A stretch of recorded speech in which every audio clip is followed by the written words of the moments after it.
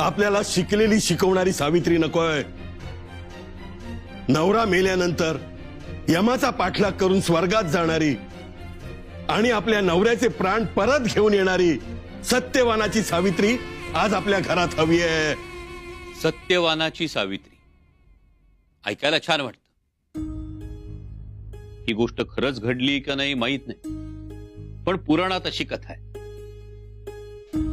म्हणजे बघ ना, ही गोष्ट जर खरी असेल ना, तर तिचं धाडस अफाट आहे. तिचं मृत्यूला भिडणं असामान्य आहे. पण काळाच्या ओघात या सगळ्या गोष्टी लुप्त झाल्या आणि तिला असहाय्य करून टाकलं. मला सांग सावित्री, पती मेल्यानंतर यमाच्या पाठीशी जाऊन एखाद्या पत्नीला आपल्या पतीचे प्राण परत आणता येतात का प्रत्यक्षात? नाही. पण पतीच्या निधनानंतर त्या बाईचं आयुष्य नरक बनवणारा समाज मात्र आपण निर्माण केला. आणि ज्या दिवशी बाई शिकेल ना, त्या दिवशी या नरक यातना भोगण्यासाठी ती बांधील नसेल हे सुद्धा. परंतु दुर्भाग्य असे की तुम्हाला त्या सत्यवानाच्या सावित्रीपेक्षा जोत्याची सावित्री जास्त भुरळ घालते आहे. कायमचे माहेरी पाठवून देईन मग. काय?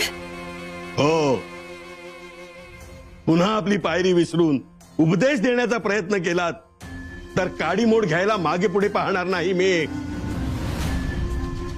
लक्षात ठेव, बाईचा धर्म नवऱ्याच्या पावलावर पाऊल टाकून चालण्याचा. त्या बाबतीत तो माळ्याचा ज्योती नशीबवान. माणसा हातात सांडपाणी, शेंडगोळे आणि दगड घेऊन उभी राहिली, पण तरीही नवऱ्याने ठरवून दिलेल्या वाटेवर निमूटपणे चालत राहिली ती सावित्री. आणि तू धर्माला जप. धर्मापेक्षा श्रेष्ठ कोणीही नाही. ज्ञान हाच खरा धर्म मानला पाहिजे. बाकी गोष्टी तूर्तच महत्वाच्या नाही. मला बी तेच वाटतं.